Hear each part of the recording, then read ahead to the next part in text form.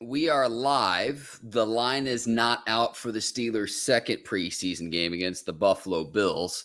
After all, though, it is just the preseason. And the Pittsburgh Steelers week one will be here soon enough on September the 8th against the Atlanta Falcons. Steelers open as a 2-point underdog in that game.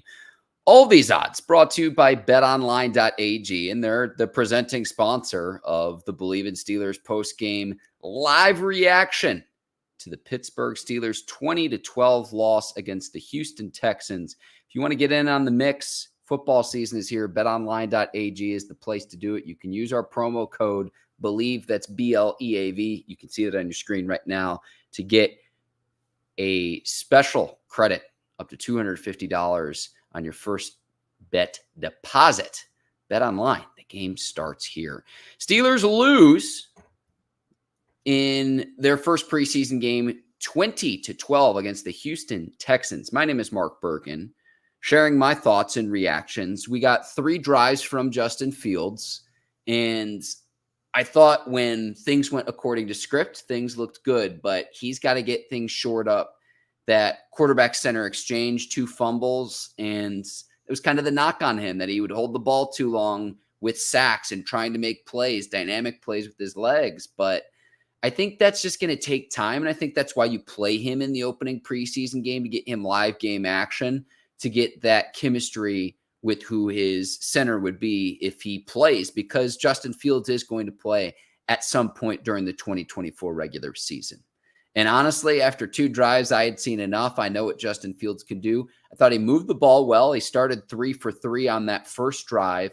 Offense stalls after a fumble and a sack. He took 2 pretty hard shots. And this is someone who came into the league in his NFL debut. He sacked 9 times in his first start with the Chicago Bears. That was against the Cleveland Browns. Myles Garrett had 4.5 sacks in that game. So he's accustomed to getting hit. But I don't need to see Justin Fields take on an injury. I know what he can do. I know it's a new system. I know it's a new team and everything. But after that second drive, I was like, take Justin Fields out of the game. They play him one more drive. I thought the Steelers moved the ball well, but ultimately the drive stalled based on some sloppiness, and that's expected early on.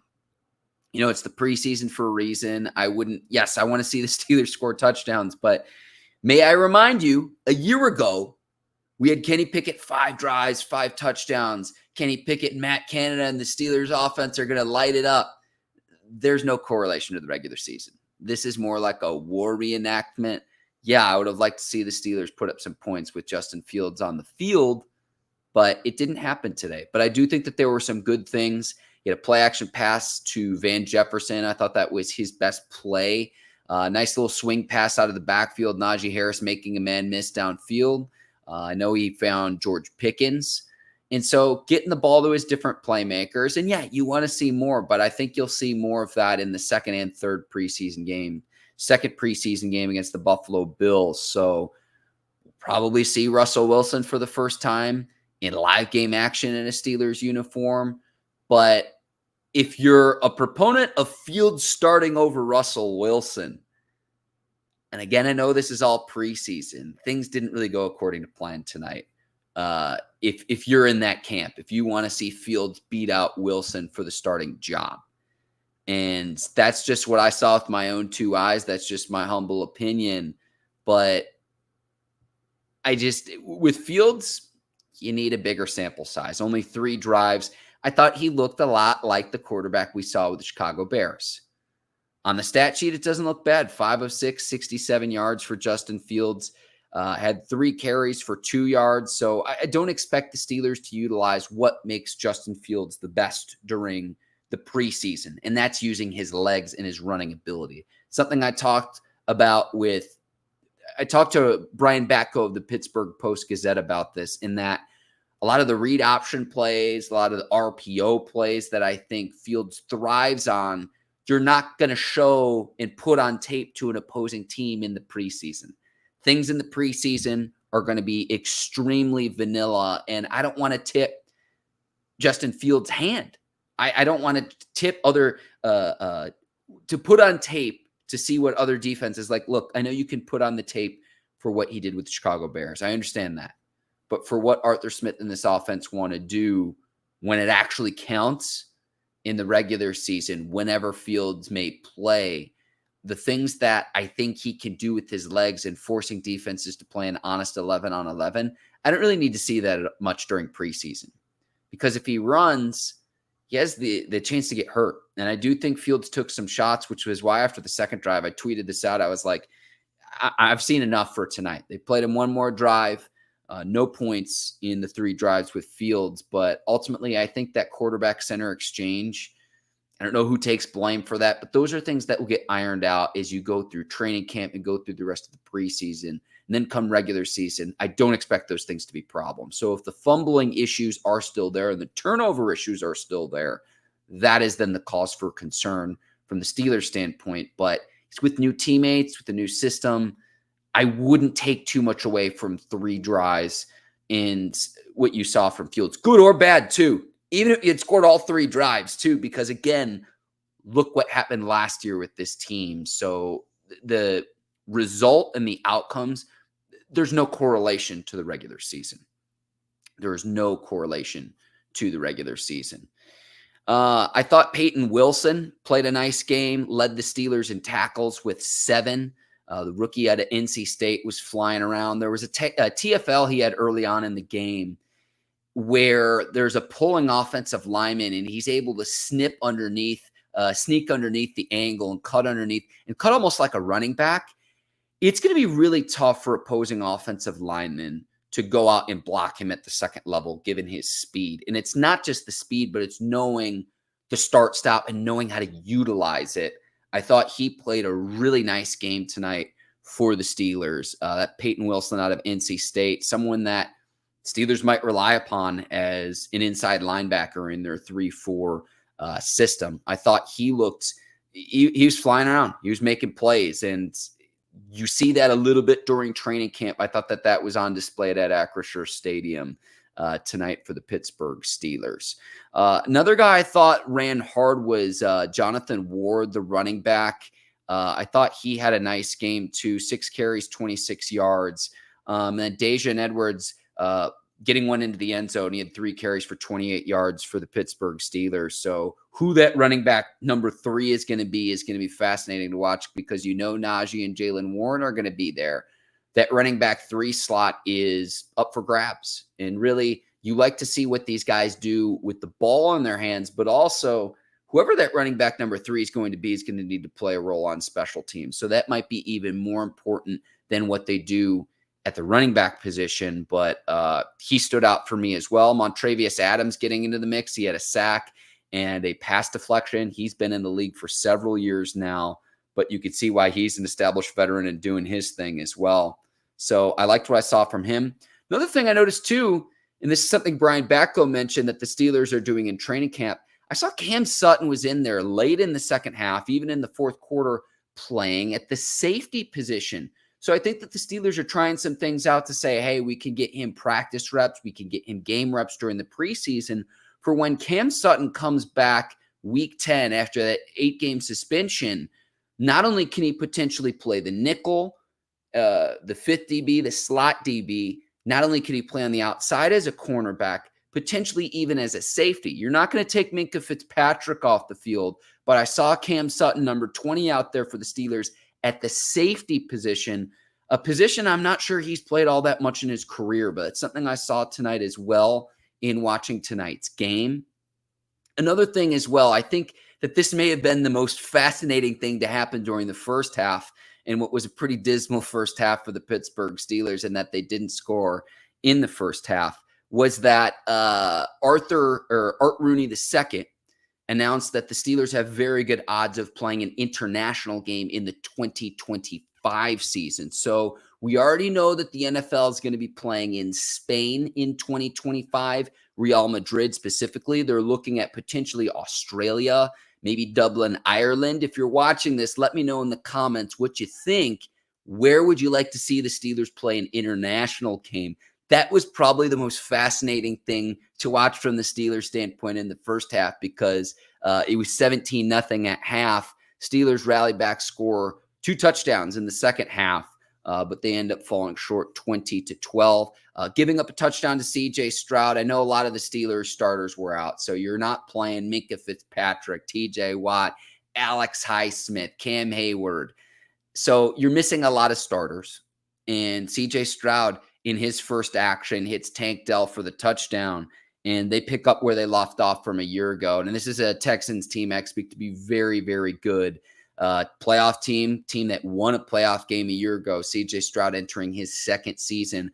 And the reason the Texans are playing their starters is, remember, the Texans played the Bears in the Hall of Fame game, so they'll have 4 preseason games. So CJ Stroud getting his first action in the preseason. But remember, a lot of the Steelers' key starters did not play in this one. So yeah, you want to see the defense buckle down against one of the NFL's best, but you're missing on a lot of playmakers from the Pittsburgh Steelers standpoint.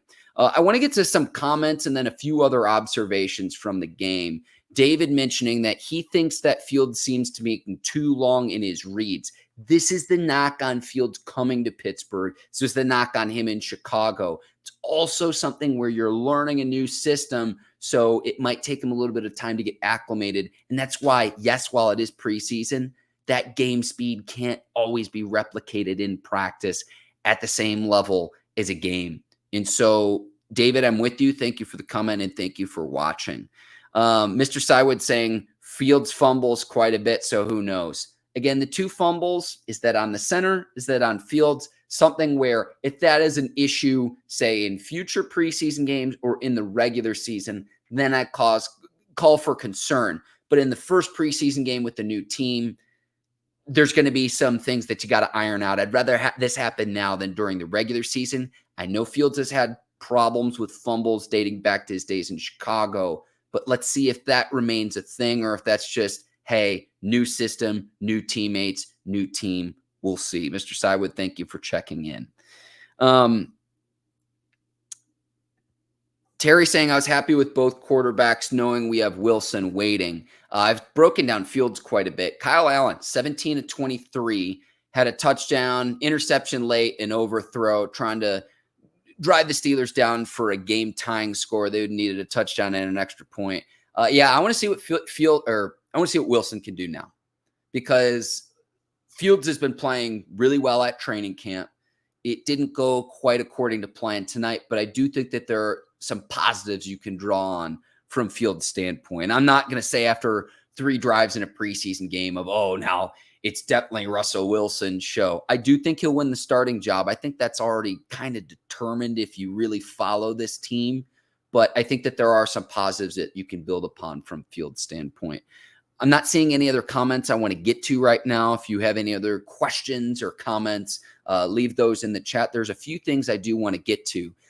I know if you're a scoreboard watcher and you love football, some people are saying, well, Kenny Pickett threw a touchdown pass in the Eagles preseason game. What are we doing? He throws more touchdown passes than the Steelers. Kyle Allen had 1, should have had 2, missed. Calvin Austin the third on 1 tonight. It was a slight overthrow. Austin maybe could have caught it, but bobbled it. And then by the time he reeled it in, he was out of bounds. So missed opportunity in the first half. But Kenny Pickett threw the ball 23 times in the first half in tonight's Eagles game, right? He threw the ball more than 10 air yards just 4 times, and he was 0 of 4 on all 4 throws. So if you're scoreboard watching and looking at Kenny Pickett and saying, well, the grass is greener now, Kenny wasn't the problem, it was the coaching staff. Coaching staff was a problem, but some of the same problems that plagued Kenny Pickett, throwing the ball down the field, a little bit of a pop gun arm, 0 of 4 on passes beyond 10 yards if you're Kenny Pickett. So just if you're scoreboard watching, saying, I wish we still had Kenny Pickett in a Steelers uniform, just wanted to provide some context for you there. The Brandon Ayuk stuff is still lingering, and I said this before, and I'll say this again. Who are the Steelers competing against for Brandon Ayuk in the trade? And at this point, the answer is nobody. Patriots are out. Browns are out. And so will a deal get done? I don't think Omar Khan's going to budge, and I've said this before, and I'll say this again. His understanding of contractual value is outstanding. And I look at what the Chicago Bears gave up to get Keenan Allen, a 6-time Pro Bowl receiver, someone who's a little bit older than Brandon Ayuk, but someone who has similar level of production. Bears gave up a 4th-round pick for him. I know it would be more for Ayuk because the Steelers would have a long-term contract worked out. Ayuk wants $30 million a year, maybe more than that. Is he worth that? No, probably not. Does he make your team better? Probably. But we'll see. And here's the thing, too, is the Steelers can't give back George Pickens.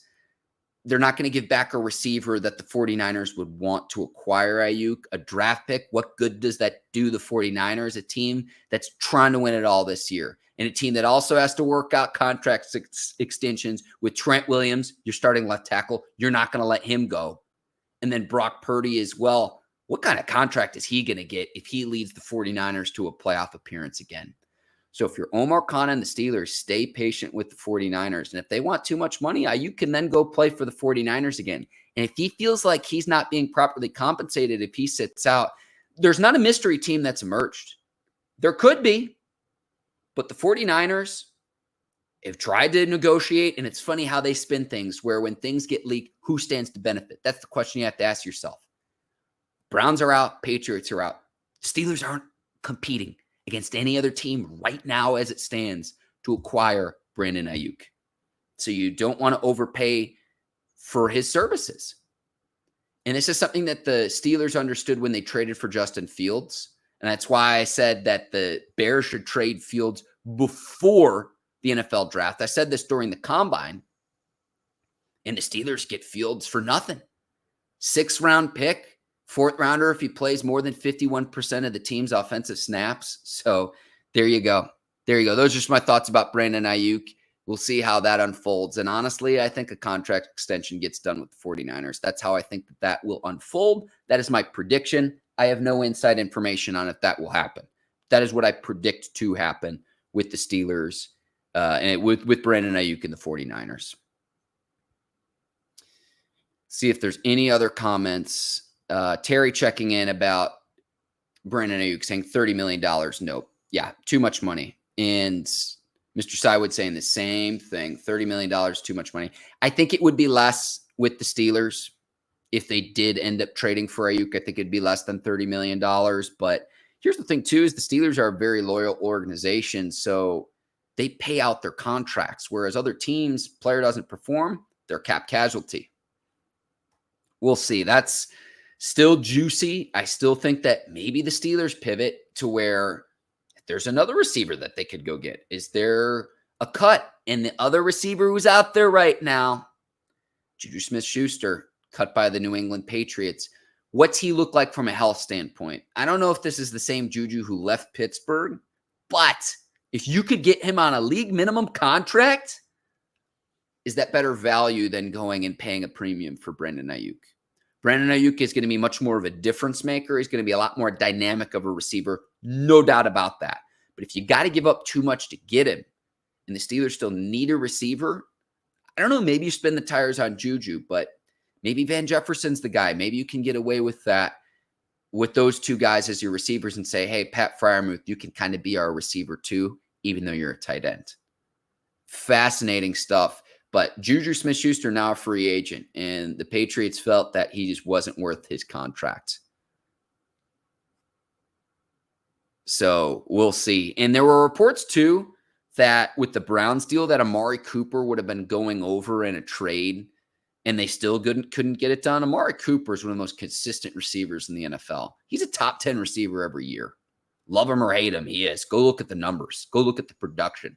Go look at the best ability being availability, right? And that deal still wasn't able to get done. And maybe Ayuk, I know he's got a relationship with Mike Tomlin. I get all of it.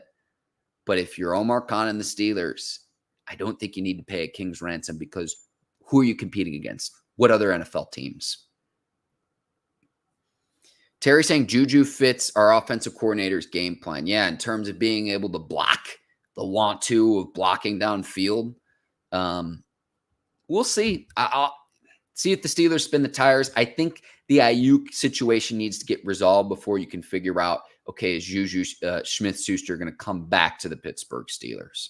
So we'll see about that. Not seeing any other comments from tonight's preseason game. Just going to look through the box score one more time.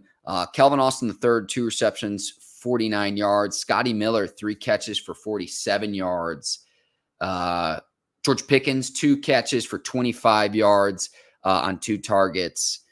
Again, Peyton Wilson's the guy who jumps off the page for me. Jeremiah Moon as well, 6 tackles.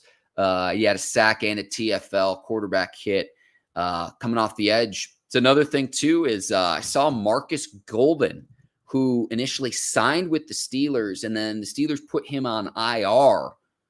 I saw that Marcus Golden was potentially going to retire.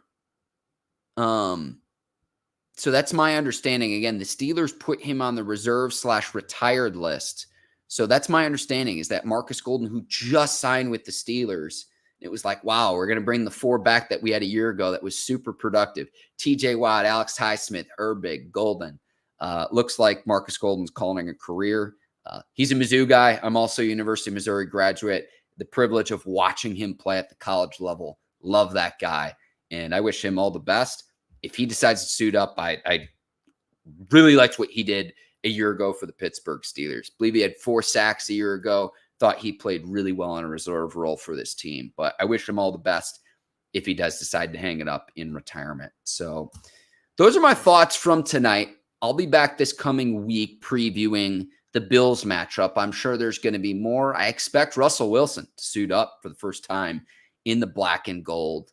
And as we get closer and closer to the regular season, I think next week's game is going to provide the best glimpse of what to expect during the regular season. Remember, there's just 3 preseason games now. So that game 2 is really when the starters get most of their run.